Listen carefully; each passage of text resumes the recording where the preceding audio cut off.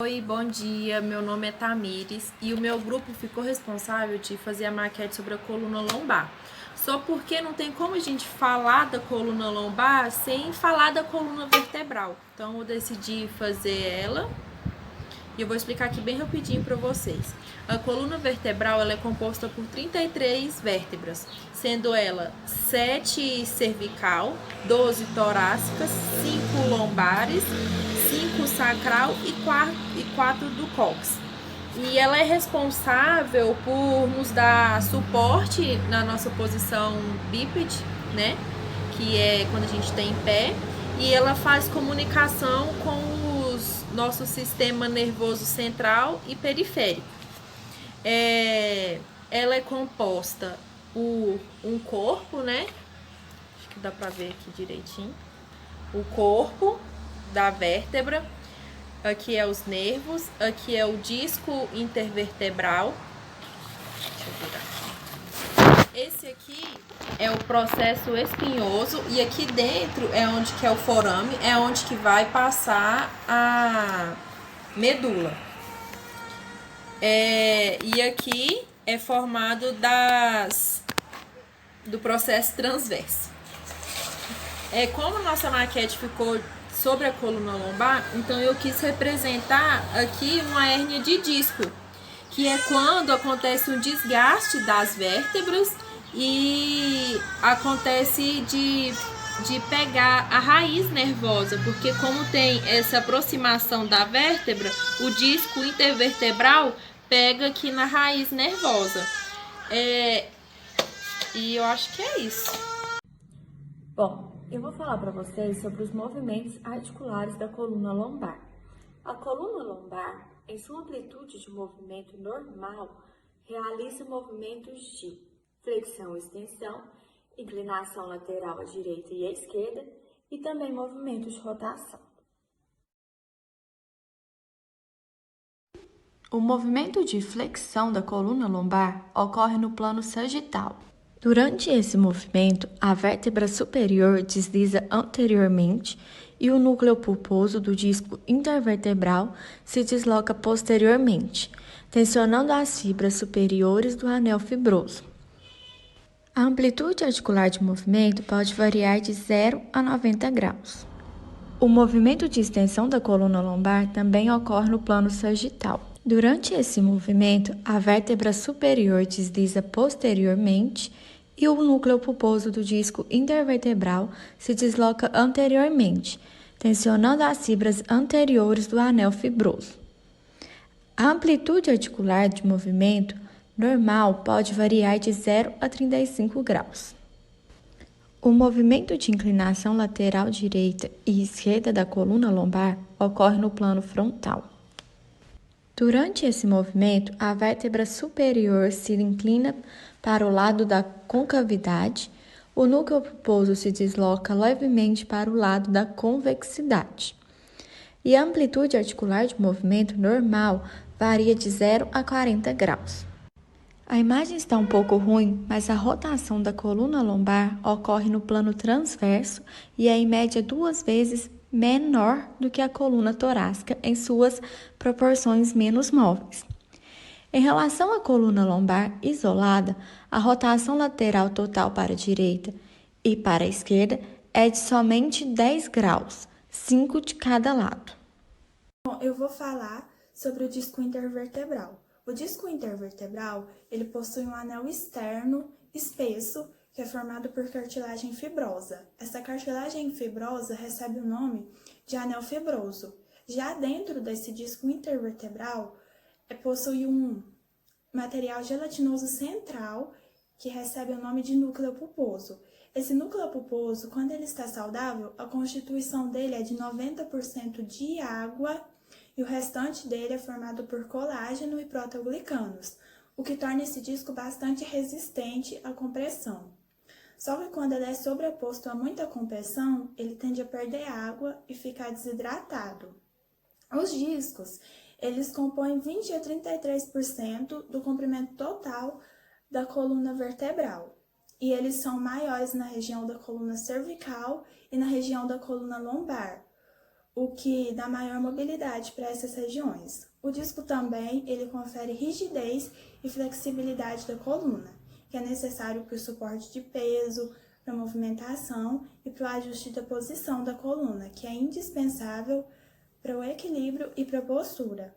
E algumas afecções que podem ocorrer no disco intervertebral, ou seja, algumas patologias, elas podem ocorrer por degeneração, abaulamento, hérnia de disco, desidratação do disco e degeneração discal com formação de osteófitos, além de outras patologias que também podem ocorrer. A hiperlordose lombar, ela vai ser caracterizada pelo aumento da curvatura na região lombar. A hiperlordose lombar, ela é a mais comum e ela está associada normalmente a uma anteversão pélvica. O paciente que apresenta hiperlordose lombar, ele vai apresentar dores no fundo das costas, principalmente quando ele passa um longo período em pé. Ele vai ter fraqueza nos músculos abdominais e o abdômen dele vai ficar com aparência saltada. Essas deformidades na coluna, elas podem ter causa genética ou então elas podem estar relacionadas com a má postura, obesidade, gravidez, uma fraqueza muscular ou alguma lesão acometida no trabalho. O tratamento para a hiperlordose, ele deve ser feito com fisioterapia ou pilates. Na fisioterapia, ele deve ser feito exercícios, que fortaleçam os músculos que estão enfraquecidos na região do abdômen e o alongamento nos músculos que estão atrofiados, que no caso é alongando a coluna. Oi gente, meu nome é Aisla. Hoje eu vou falar sobre a retificação lombar. Ela é caracterizada pela perda de uma ou mais curvaturas da coluna. A retificação em si não causa dor, mas os seus efeitos sim. O movimento natural da coluna é constantemente prejudicado, causando assim artrose, hérnia de disco em algumas pessoas. Algumas formas de identificar essa retificação é dor na cervical, rigidez na coluna e redução dos movimentos do tronco, além do perfil da coluna ficar totalmente desalinhado. Agora vamos às formas de tratamento. Geralmente são exercícios que trabalham o fortalecimento muscular, vários alongamentos, reaposturamento, exercícios que ajudam no equilíbrio postural. Oi, meu nome é Larissa e eu vou falar sobre hérnia de disco. A hérnia de disco comete os discos intervertebrais que ficam entre as vértebras. Esses discos são formados pelo núcleo pulposo e o anel fibroso. O núcleo pulposo fica no meio e o anel fibroso ao redor. Quando acontece a hérnia de disco no disco vertebral, é muito comum acontecer na região lombar, Isso pode trazer dor na região do glúteo, da perna, da região dos membros inferiores. E quando acontece essa hérnia de disco, o disco intervertebral ele vai sofrer modificações na sua estrutura e o anel fibroso pode se romper, modifica sua forma. O núcleo pulposo também, em caso mais grave, que eu vou falar os tipos de hérnia, também pode sair do disco e causar graves dores. Existem 3 tipos de hérnia de disco: a protrusa, extrusa e sequestrada. A protrusa, o disco intervertebral, ele vai começar a perder sua forma oval. Vai começar a se modificar, mas o núcleo vai ficar intacto. É o mais comum. A extrusa, o líquido também, ele vai começar a ser deformado, mas ele não vai não vai romper o anel fibroso, mas o disco vai ficar em forma de gota. E o tipo sequestrada, que é o mais grave, o disco intervertebral ele vai sofrer uma modificação mais significativa, o núcleo pulposo vai sair e o perigoso é ele atingir os nervos espinhais e que causa muita dor. O paciente que tem a hérnia de disco, em especial a sequestrada, ele sente muita dor na região da coluna em si, na região do glúteo também, que faz parte daquela inervação, na região da perna e do pé do membro inferior. A fisioterapia em si ajuda muito no tratamento, na recuperação. Cura não tem, mas o fisioterapeuta trabalha para aliviar as dores, os mal-estares que essa patologia traz. A fisioterapia geralmente vai trabalhar com fortalecimento dos músculos daquela região, que geralmente ficam enfraquecidos. Vai trabalhar também aquela região, né, de forma que o paciente se sinta confortável, que para aliviar a dor, para ele poder continuar fazendo suas tarefas diárias, mas com a melhora, né, na dor. Tarefas diárias, mas com a melhora, né, na dor. Em casos mais graves pode ser cirúrgico também, mas não é assim muito frequente, né, caso cirúrgico, mas pode acontecer também. Obrigada. Bom, eu vou dar continuação sobre as lesões da coluna lombar. A primeira lesão que eu vou falar é sobre os osteófitos, que é os famosos bico de papagaio. O que seria, então, um bico de papagaio? Ele vai consistir em uma pequena expansão óssea, que é em forma de gancho, que vai estar localizada ao redor do disco da coluna vertebral, né? E aí, bico de papagaio, de onde que veio esse nome? Por quê? Porque em raio-x, quando a gente pega para observar essa patologia, a gente consegue observar que essa expansão óssea, ela vai estar em formato de gancho e vai estar muito parecido com o bico dessa ave, com o bico de um papagaio, né? Então, o osteófito ele também vai ocorrer entre duas vértebras. No segmento da nossa coluna, o osteófito ele vai acometer principalmente a coluna cervical e a coluna lombar. A gente consegue observar nessas duas imagens a coluna normal, a gente tem as vértebras, tem o disco intervertebral e tem os nervos. Então, essa aqui é uma coluna normal. E essa de cá já é uma coluna que é acometida pelo bico de papagaio. Então, a gente consegue observar que as vértebras, elas estão como se fossem deformadas. Aqui na ponta, a gente consegue observar a formação da expansão óssea, que é o osteófito, né? E a gente consegue observar o disco intervertebral. Vamos observar a diferença desse disco, que é o normal, com esse disco. Esse disco, ele tá comprimido, ele tá com sua altura diminuída, né? Então, esse é o formato que fica a coluna, as vértebras, com o bico de papagaio. Como que vai surgir esse bico de papagaio? Muitos dos pesquisadores, eles relatam que o bico de papagaio ele vai surgir em consequência da desidratação do disco intervertebral. E aí, se a gente tem a desidratação do disco intervertebral, vai favorecer a aproximação das vértebras e vai tornar possível a compressão das raízes nervosas. E se eu tenho a compressão das raízes nervosas, vai causar a dor característica dessa patologia, porque o disco vertebral ele vai ser formado 90% de água. Então, ele pode sofrer uma desidratação. Só que o nosso disco ele é muito importante, porque ele vai atuar no amortecimento das cargas que são impostas à coluna.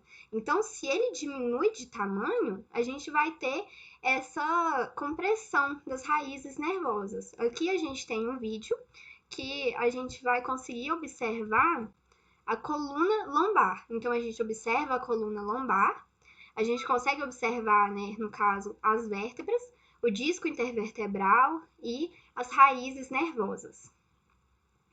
Daqui a pouco a gente começa a observar, né, o movimento da coluna. Com o movimento da coluna, a gente observa a formação dos osteófitos. Aqui a gente consegue observar bem como que fica o disco intervertebral. Então, aqui a gente observa que ele diminui a sua altura. Então, ocorre a diminuição da sua altura e ocorre também, além dessa compressão que a gente está observando, essa formação, né, a formação que a gente está observando dos osteófitos, ocorre uma compressão das raízes nervosas, o que vai causar dor. Então, se comprime a raiz nervosa, vai causar dor naquela região, como é mostrado na imagem.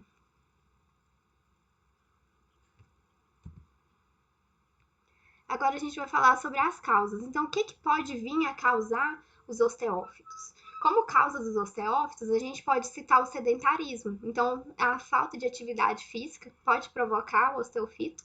A má postura. Então, a má postura é o que a gente mais tem de relato que pode causar o bico de papagaio. Então, a má postura que você adquire ao longo da sua vida, no futuro, pode vir a causar um bico de papagaio.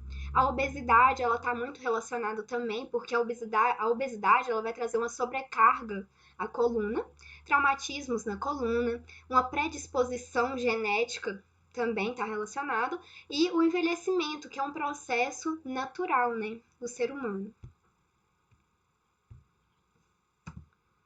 Agora a gente vai falar sobre os sintomas. Então, quais sintomas está relacionado? Bom, primeiro a gente precisa ter em mente que o osteofito é, na verdade, um sintoma de uma outra doença, que é a artrose. Então, o que é a artrose? A artrose, ela é caracterizada pelo desgaste das articulações do corpo. Então, se eu tenho desgaste da articulação, é chamado de artrose, e o osteofito é o sintoma dessa doença. Então, no osteofito, o que a gente pode observar de sintoma?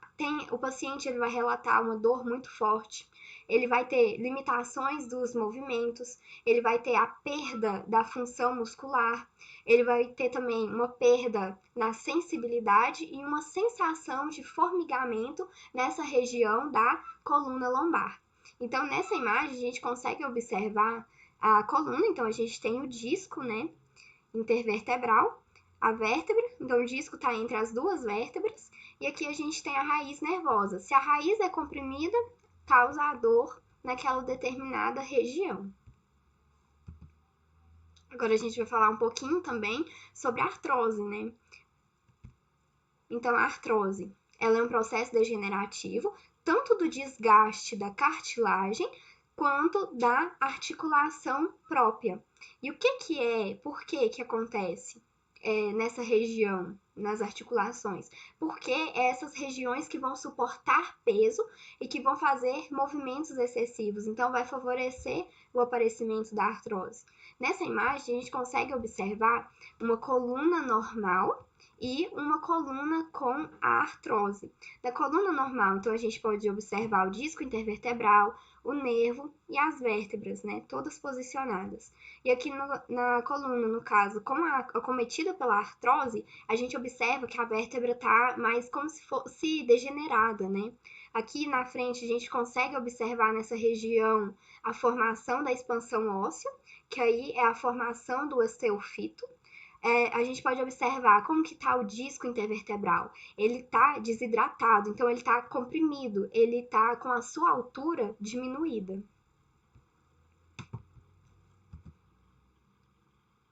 Bom, como que a gente vai fazer o diagnóstico, a avaliação de um paciente? A gente tem que começar com uma avaliação clínica e tem que fazer o levantamento da história, né?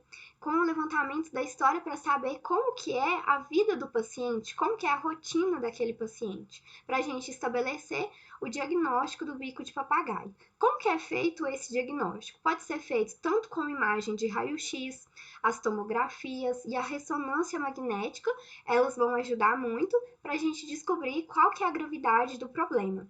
E a gente também tem que saber que, na verdade, o bico de papagaio, ele vai ser uma forma, o nosso corpo vai desenvolver o bico de papagaio como uma forma de proteção do organismo na tentativa de estabilizar a coluna. Então, se eu sou uma pessoa com sobrepeso, então quer dizer que eu vou ter uma maior sobrecarga na minha coluna. Eu posso desenvolver o osteofito no futuro como uma forma de estabilizar a coluna. Então, meu organismo vai projetar essa patologia como se fosse uma forma de proteção, né?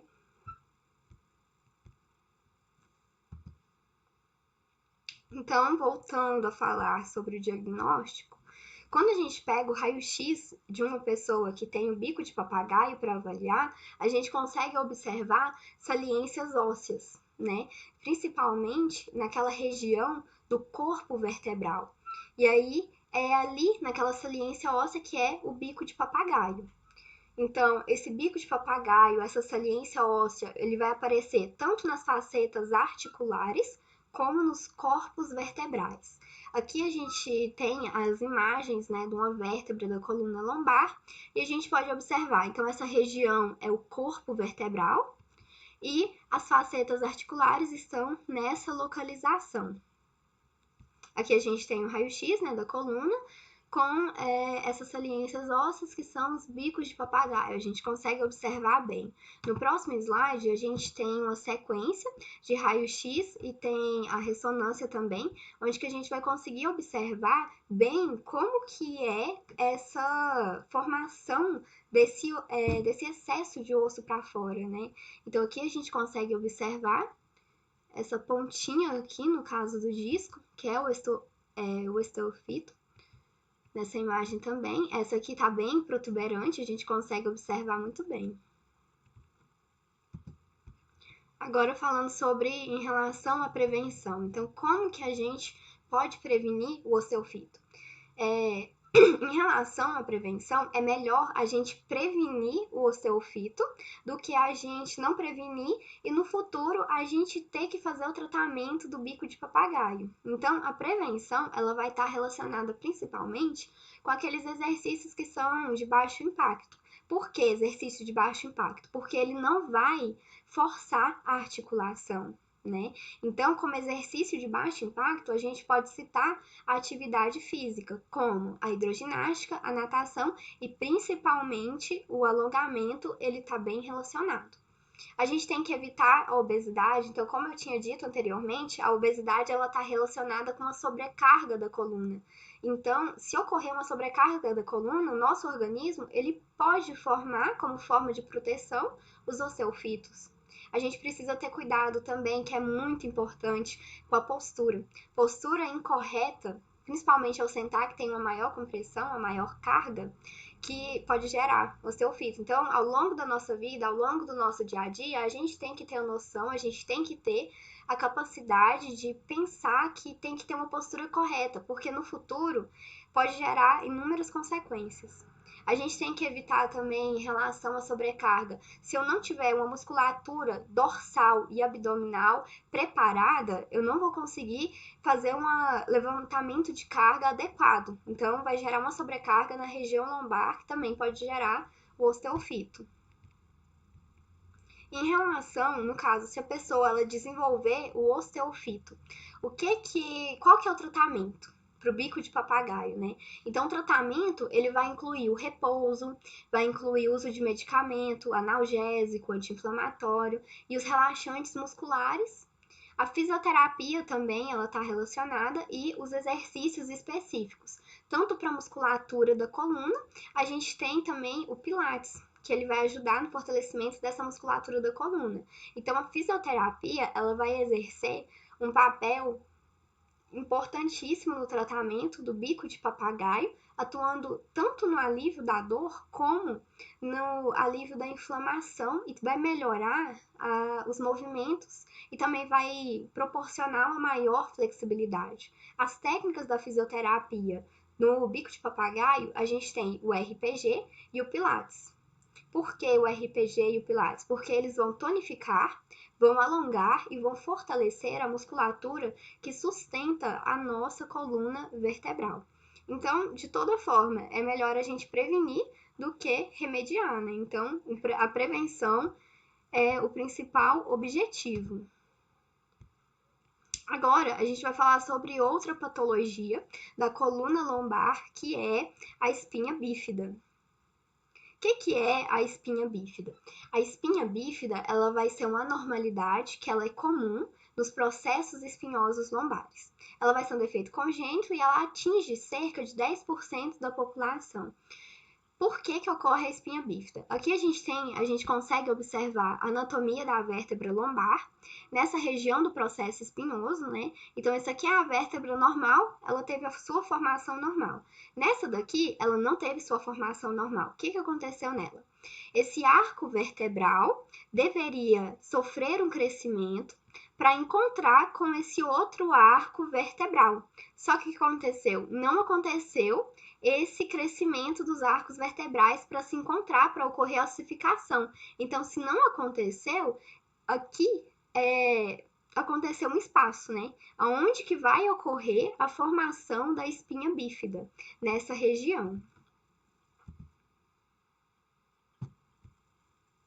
Então, como eu já havia dito anteriormente, a espinha bífida é um defeito congênito, mas o que causa a espinha bífida que a gente precisa entender?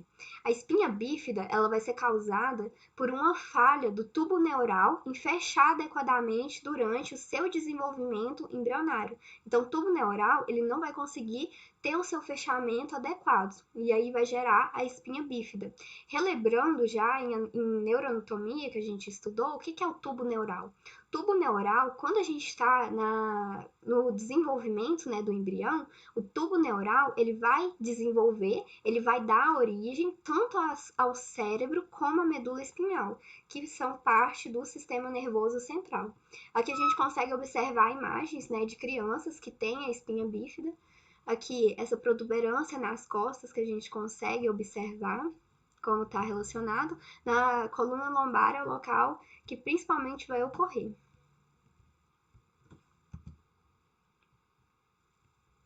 Então, como a gente tinha visto, né, nas imagens anteriores, a espinha bífida ela vai provocar essa protuberância nas costas do bebê. Essa protuberância ela vai ser devida ao conteúdo da medula e o revestimento que vai ser exposto, ele vai ser projetado para fora, então vai gerar essa elevação nas costas do bebê. E essa malformação ela precisa ser corrigida o quanto antes possível para evitar que traga novas complicações muito sérias para o bebê.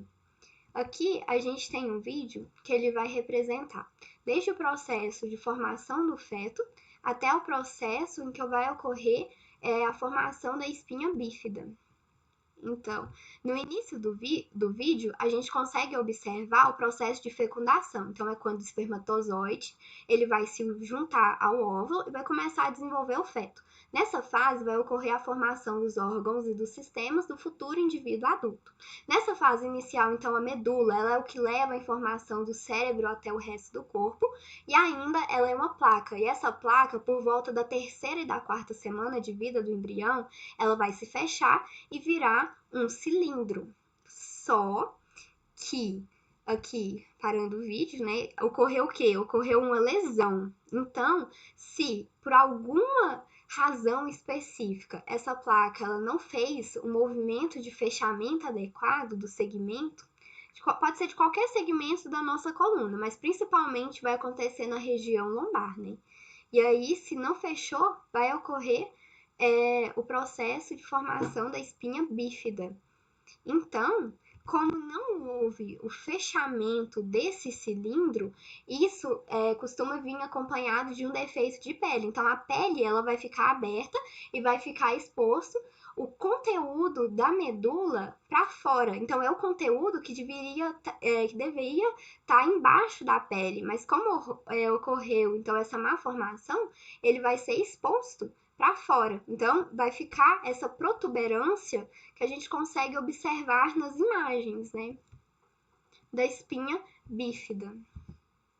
Agora a gente vai falar sobre a etiologia, né?